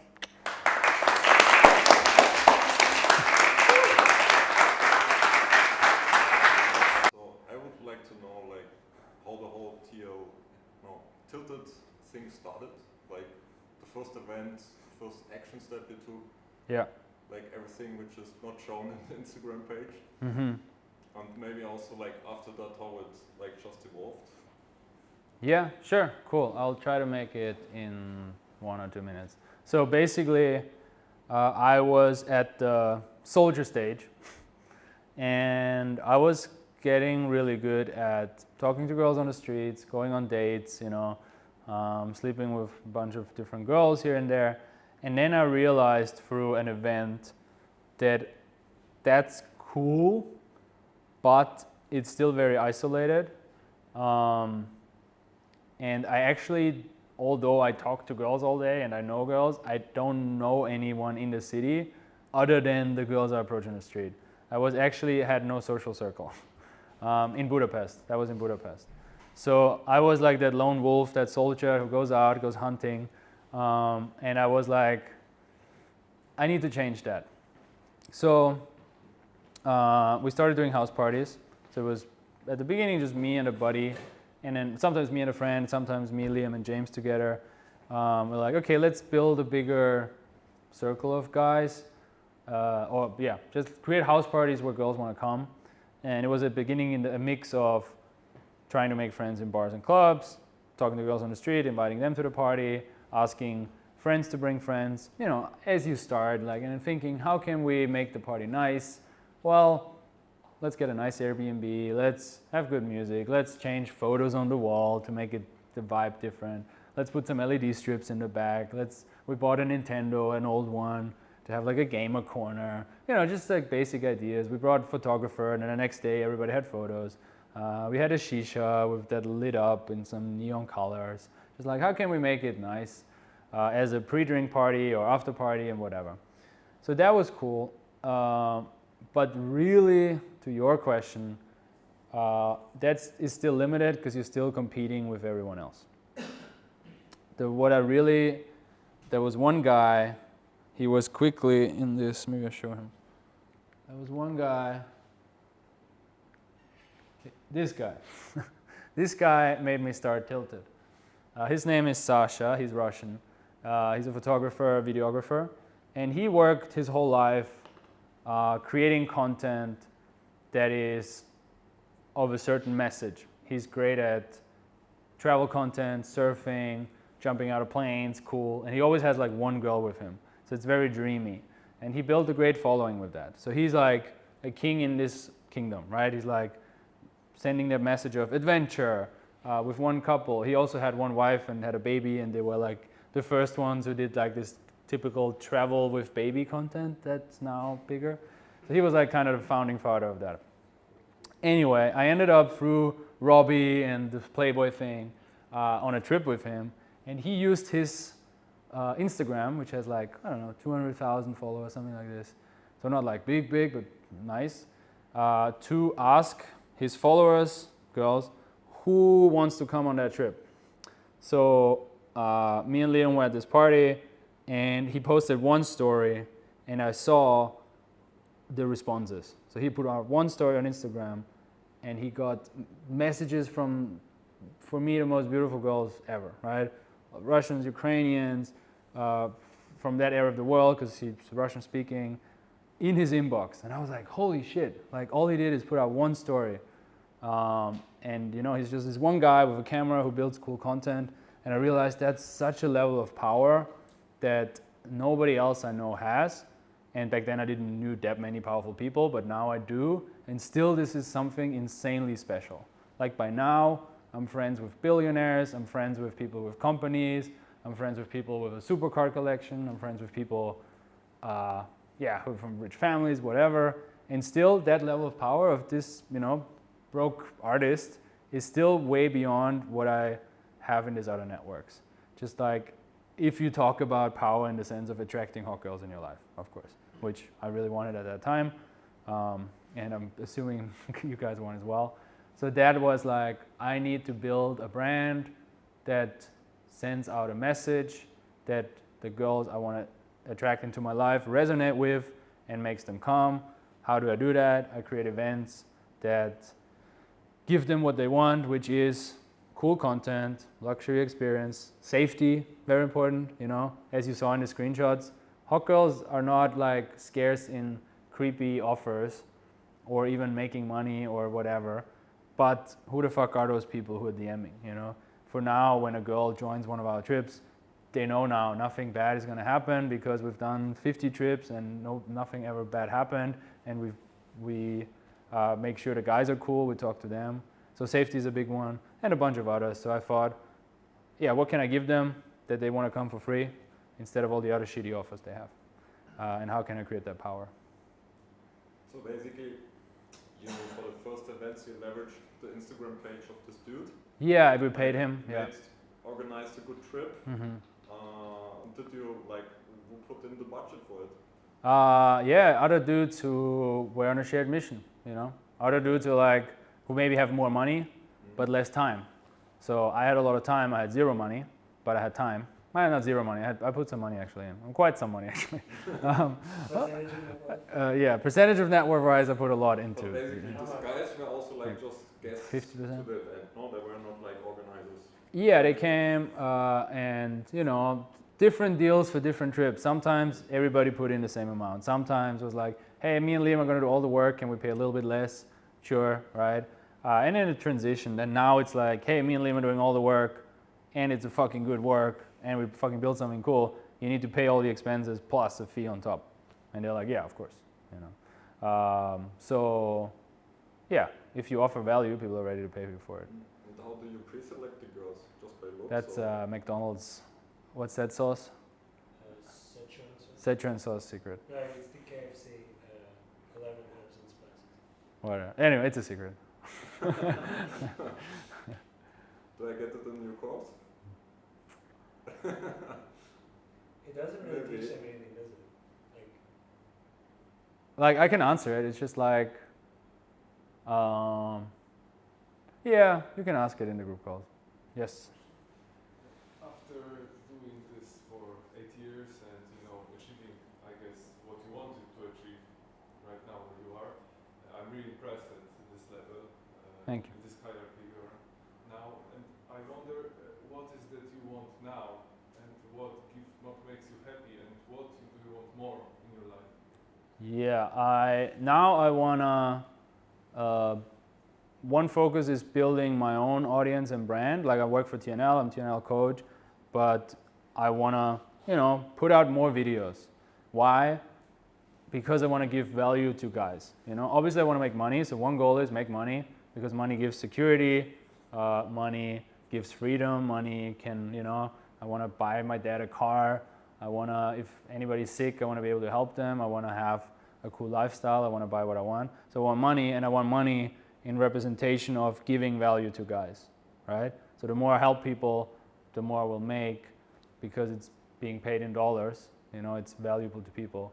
So basically building my brand, getting my message out there, making it really good, charging for it, and that will result in, sure, some money, but the main thing is having really cool guys around me, right? Because if I want to only make money, I could sell a trading course, but I don't need an army of day traders around me. I want an army of guys who are cool, who are good social stuff and so on. Do you have also some kind of internal goals, like who do you want to be, how do you want For sure. Yeah. I mean, even now, the girlfriend I have now is triggering me on so many levels. It's kind of just like there's so much to figure out, for sure. Yeah, like a lot, like calm, dealing with my insecurities, dealing with my authority, understanding my triggers, you know, because the harder the women are around you, the better they get at pushing your buttons and your triggers, and they identify, like women are obviously way better at this than men, right? At like knowing how to push buttons, and they will, because they need to test you. You know, like, are you a man or not? You know, am I able to throw you off course or not? And she certainly does sometimes, and that's one thing I'm working on internally, just like being more grounded in that sense. And then everything else, like becoming a better speaker, you know, and being more disciplined, you know, focusing again more. I'm sometimes getting too distracted with Instagram and this shit. So a lot, like it never ends. But I'm always doing it always enjoying the process. You know, I'm always peacefully in motion. Like I'm not like, I need to get there to be happy. I'm like, this is cool, and the next thing will be cool, and today I'm gonna do this is fine. You know. Yeah. So on every level you have some kind of your peers that you work with. Mm-hmm. How do you select them? You mentioned value they bring to the group or Mm-hmm. to you. But is it different? So like these are your, let's say, business peers, and you have different friendship groups, or do they meld together? Yeah, I mean, some people are just purely business because that's just what they do. Maybe they're not interested in coming on a crazy party trip or whatever, so that's cool. Most of the people I'm around now, they're pretty much in my age range at least. So that means they're mostly not married, so it does blend in. And also, I mean, that's the other beautiful thing about Tilted. I attract guys now who worked really hard on their business and are really successful there, and they're strategic, or they build a brand, you know. Like guys like Iman, guys like Salim, other people, they're super smart. They're way better than me at building courses, business, networking, building a tribe, building a brand. And they also want to come on my trips because they want to have some fun, and they want experiences, and they want to, you know, bring the bros together in a cool atmosphere. So I'm very lucky in that sense. How do I select them? Sure, values and all. I mean, really, I feel it. I consume content on YouTube, like you guys. I resonate with some guys. I don't resonate with other guys. It's not like I have a checklist, but you guys know it. You watch some YouTubers and you're like, and you're like, oh wow, cool, right? And then I'm really good at getting in touch with those people. Like I'm pretty good at manifesting people out of the internet into my life. I've done that many, many times. I've done it with James, I've done it with Iman, I've done it with Crypto, the crypto guy, and so on. So it's more like who do I resonate with, who seems like a cool guy, and then different processes to get them into my life. Maybe you want to say about the opposite, like how do you exclude people based on what? Yeah, for example? Certain traits. I don't know, like that Colombian guy from Kyoto. Oh yeah. Oh, there's one. Yeah, it's a good story, right? There was one guy. On paper, he seemed cool. He wanted to do a trip with us. Before we do a bigger thing, we always meet guys for like a small thing, maybe one night out, or you know, a house party, or inviting him to dinner, and we bring some girls just to see how this guy is vibing. And on paper, he was cool, like rich, gentleman, nice business. What? Like really rich. Really, how rich? Like fucking gold mine rich. He wanted to get the military private planes to fly us to Right, like we wanted to do a trip in Colombia, and we're like, oh, but visas. And he's like, don't worry about it. I know the general. We gotta get the military plane. Nobody's gonna check any passports. Da da da. So, influenced, insanely rich. And we went to the where we went? Strip club? Karaoke. At Mario's. Right, when it was all locked down. Right, so they opened the restaurant for us during lockdown. So we're in there. All the curtains were closed, and that was still fine. He was nice, right? We drink.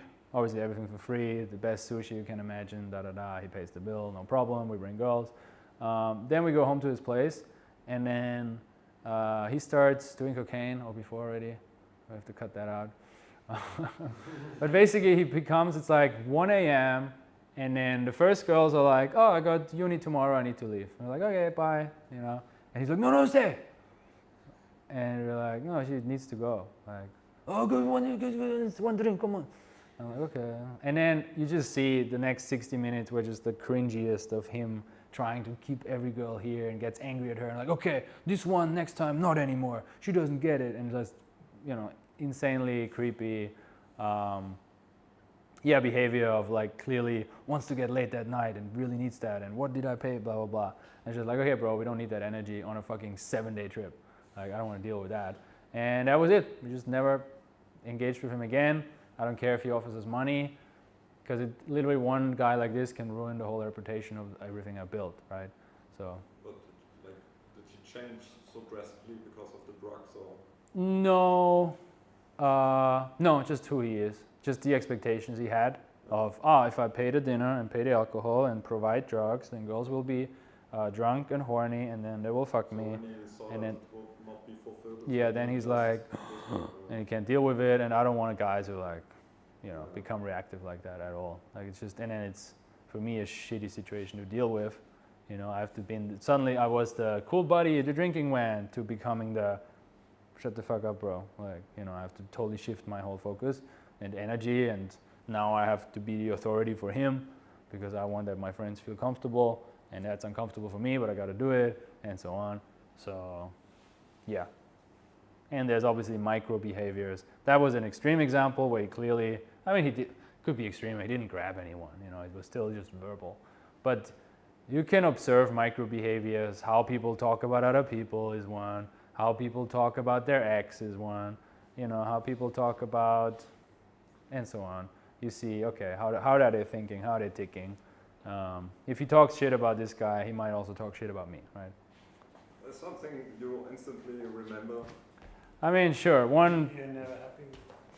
Yeah. You get what you want. I mean, one thing is, yeah, that was second. The one thing is I just learned that there is no good and bad girls. There's not like the angel girl and the devil girl. It's like, all are bad. they're all bad. It's like they're both, and they have it both inside, and obviously one lean towards certain directions, but it's the environment you put a girl in that will make her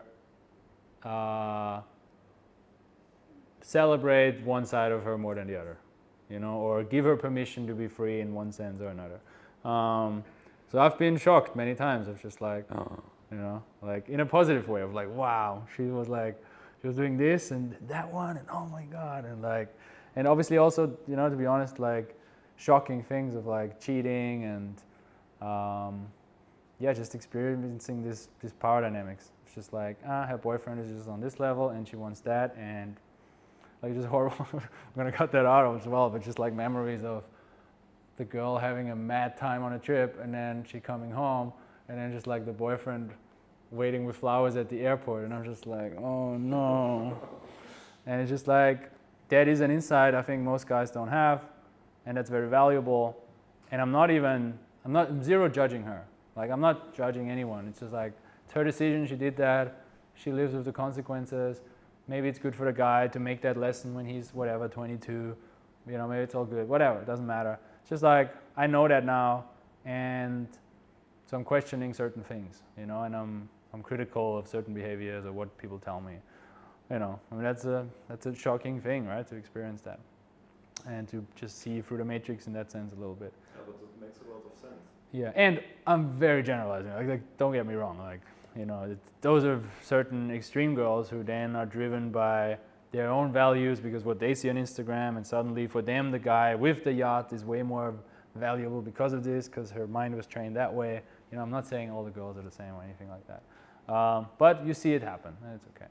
And what was it? What you said? Just like, you're never happy. Like, Oh, it's just you're never happy.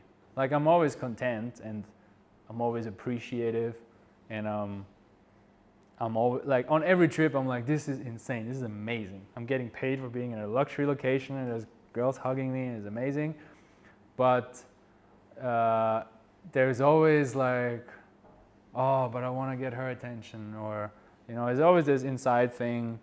Even as a guy like me who works on himself and is confident and meditates, there's always just going to be, you always just desire the next thing. And it's not a bad thing, I think, if you see it as a fun little game. But yeah, I don't know, it's just you're never happy. You always want more. And it's probably the same with money and girls and da-da-da. And yep. So that's funny though, because you have those feelings always on every level, seems to. Like having desires, having expectations, Yeah. being poor, being rich, having ambulance, don't have it. Yeah. So I think it's not a bad thing. I'm not like, oh, I'm never happy, I'm sad. It's just like, that's just reality. Like, it's just how it is. But am I unhappy because of that? No. I'm very content. I'm great. You know, I love my life. I'm fucking stoked. I wouldn't switch with anyone. But I also accepted that it must be the human condition or maybe the male condition that you just always strive for more. And that's just okay. That will not go away. And you will get your dream girl, and then you will look over the street and like, oh, what about that one? You know? Or you will get, I mean, we know it from, I don't know if you watch interviews from like Dan Bilzerian. You know, he gets a Ferrari now, he's happy for one day, and he's bored. And obviously you can bring it back to the lesson of all happiness is internal, and it all comes from within, and life is suffering, and if you get attached to anything, it will lead to suffering, and all the Buddhist stuff, which is very beautiful and true. And yeah, true, but also we are not able to meditate. I mean, you could become a monk and meditate all day, but I think even 95% of monks who are meditating all day still think like, oh my God, I just want to fuck a girl, it would be so amazing, you know. That's to really reach enlightenment. I'm not going to reach it in my lifetime. So I just accept that there will always be some part of suffering, and that's just part of life, because I get attached to things or I have desire, but it's not a big thing, it's a small part of it. It makes sense? yeah. You want to add anything to that? I was wondering if you could just give some insight, like how it is for you to have like your girlfriend managing like Tilted, Yeah. TNL. I'm sure you do lots of other stuff, and also for somebody. Too much other stuff. Yeah. I'm always trying to get him to quit everything and just focus on one thing. And Yeah. also for people in our position, like or for myself, like to have a girlfriend and also manage like going up in business, going up in social, you know, everything like that. You mean that do you have a personal example where? Yeah, this is my girlfriend. Hello, thanks for coming. It's cool that we have girls in the audience. You mean she's stressed that you work so much, or she's No, like? I mean like how do you personally, and how would you give advice to me Yeah. to manage both having a girlfriend and also, you know, trying to go on this journey, you know, like, you know. Yeah, I mean, I could not have, like, I broke up with my last girlfriend because I started that journey. She couldn't handle it. Fair enough. You know, even we had an open relationship, but it's just like there's a difference between having an open relationship where you do some day game and you know this guy and and building a fucking international bikini lifestyle brand. You know, it's too much to handle. So that broke my last relationship, and the current one is it's special in that sense because she knows me from that world for 3 years. Like my now girlfriend. We met 3 years ago, and so she needs to trust me. Like, we're monogamous, and she would not accept me to bang other girls, and I just have to stick to that until otherwise I will lose her. So it's this, you know, I could fuck up next week and then it's over, and does that answer that question? But how do you, like, especially what you're doing specifically, right? Like you're doing. How do I handle it all? Like, because you're managing like bikini Yeah. So you have to, you know, like in Warsaw, you have to make a video, you want to talk to girls in the Yeah. street. Like, how do you manage those, like, glaringly, you know, it's so obvious that that could be something that would get in the way of so many relationships. Like, how do you, what are they, like, what keeps it together for you, I guess? I'm still not sure if I understand, but basically, I mean, really, you're a man, you do your work, and if she has a problem with that, too bad, she's gone, because she wouldn't want it any other way anyway. She needs a man who's on his mission, and I just have to balance it, I guess. Like, you mean giving her attention as well, and But it's because you guys came from the same world and you're going Yeah. in the same direction. Like Yeah. they're on the same path. Yeah, clearly, like, mission values must be aligned. Like, she also, you know, she understands my hustle. She's also creating content in her own way. She's appreciating that. She's also in the, like, party world. Interesting enough, she's one of the only girls who came on Tilted trips while always being in a relationship, because she's just so cool. And she was always loyal to her boyfriend, even though I flirted with her and tried to fuck her. She never slept with me, which I'm like, oh, cool. That gives me hope that she's not one of those, right? Where I'm one day with the flowers at the airport. I still might be, who knows? But my point is, I'm just gonna say a bunch of things and you see what's wrong. Like, yes, I work a lot. I have to put in a lot of hours. You always have to put in a lot of hours. And I'm still not doing enough. Liam helps me a lot, being disciplined. Yes, there will be stretches where I don't see her for a month. Like, I haven't seen her in 6 weeks. She just missed her flight. Not missed, but couldn't get on a flight to Budapest 20 minutes before this talk started. So now I have to change my plans. Instead of doing Dubai, Milan, New York for the next 6 days, I have to do, instead of Budapest, Milan, I have to do Budapest, Dubai, just to see her for 3 days, and then I won't see her for 3 weeks. And then I see her a whole month in Barcelona. Every time I see her, it's probably gonna cost me $2,000 to fly her out because she's living there.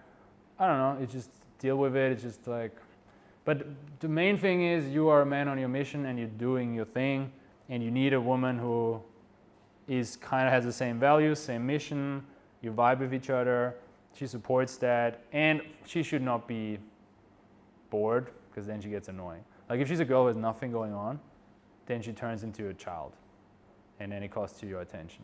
And then you resent her for that, and if you distracts you, and then if you let a girl distract you from your mission, she will resent you, because then you're not a strong man, because if you would be strong, you wouldn't have let her distract you from your mission. But if you don't let her distract you, she'll complain.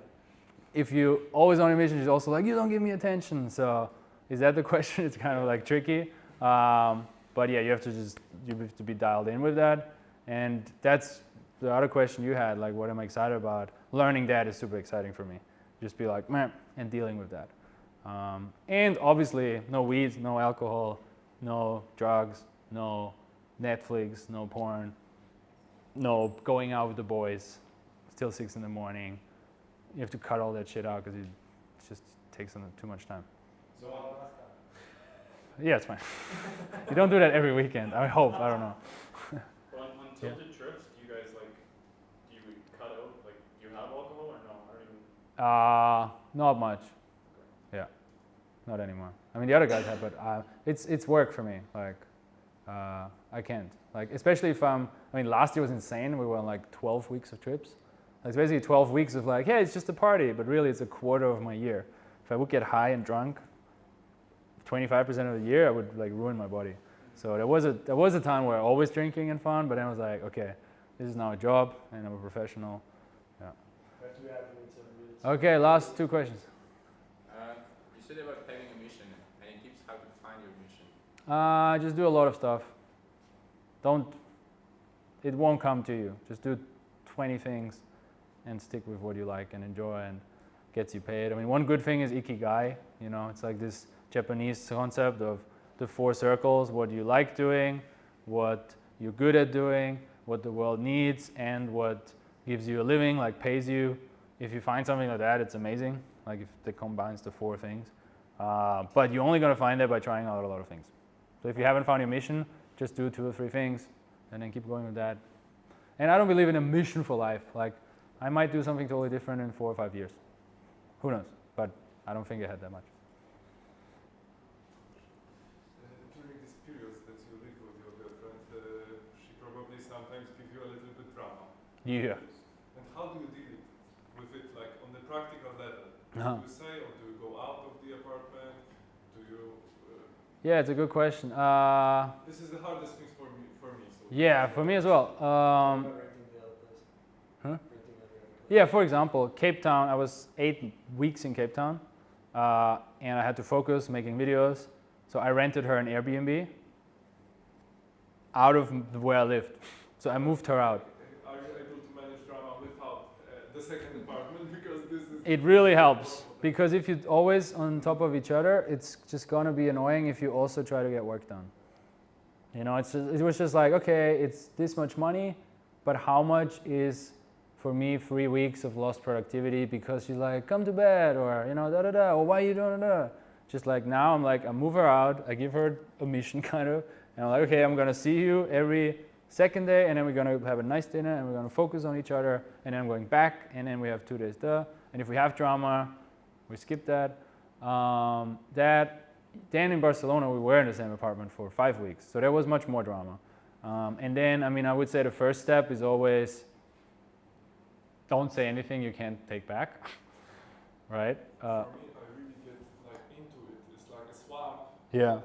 I'm really from. I can go there really easily. You know, if you start doing drama with me, Yeah. it's very hard for me to step away. Ah. You know? So especially when I'm tired, Yeah. when I'm after work, and when this is. And then and then what does she get out of it? Because she seems like she likes you when you're. Yeah, she get out of it. It's a program, I guess. This is she does it unconsciously. Mhm. This is just the way to project anger at me. But for me, it's very hard to manage drama when I don't have energy and Yeah. I cannot leave the apartment because I want to rest. But you can always leave the apartment She's and the same. sit on a park bench. Excuse me? You could always leave the apartment and sit on a park bench for 20 minutes. Yes, I do it sometimes Yeah. for many hours. You know. Ah. But during the winter. Yeah, oh, that's cool. Yeah, I know what you mean. I mean, that's a deep question. We don't really have time for that. I understand you, and maybe you can reframe it as that's her, and she's always going to be that, and you going into it doesn't really help you. And it's her test. Like, my girlfriend makes drama, and then she says weird things, and then later, oh, but I was angry, I didn't mean it. I'm like, you still said it. But it's like she loves when I don't give a fuck, when she makes drama. And she even talks highly about her ex-boyfriend, how he didn't get affected by it. So for her, it's a test of your masculinity, for sure. Like for mine, it's my masculinity and how I'm able to deal with it. But yeah. Conscious or subconscious? Nah, of course subconscious. Yeah. Like I don't, but most things that girls do is very subconscious when it comes to this stuff. But they need to do it, and so it's like, what I can tell you, it will always happen. They will always test you. She will make drama. Of course, there's limits. Like, does she actually fucking physically hurt you, or is she just fucking with you, or has her own like narcissistic behaviors and shit? Yeah, if it's toxic, then get out. But if it's like normal, you know, if you've thought about it, and sometimes you're like, oh yeah, maybe she has a point, or maybe I shouldn't have said that thing, or maybe I triggered her, or maybe I was starting this fight really and she just reacted to it. If that happens sometimes, then you're upgrading, you're leveling up, and you're like, all right, time to deal with that in the sense of just accepting her drama. And you know, it's the good metaphor is like it's like an ocean, and you're a big rock on the coast of that ocean, and that rock's been there for hundreds of millions of years. And there's the ocean who's always moving. You know, there's a wind and it comes and goes. Sometimes it's good weather, sometimes it's storm. But the rock doesn't give a fuck what the weather is, you know. So I see that often. I also think about this in day game when girls are moving around and I'm just stable. And same in a relationship of just like, I'm the rock and the wind will blow over, you know. And that's what she needs. And that's all we have time for. All right, thank you.